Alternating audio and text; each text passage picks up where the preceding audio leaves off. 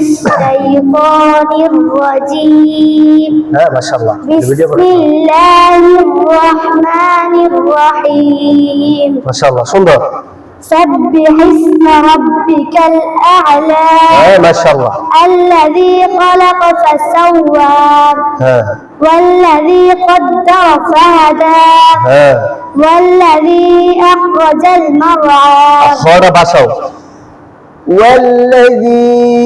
أخرج المرعى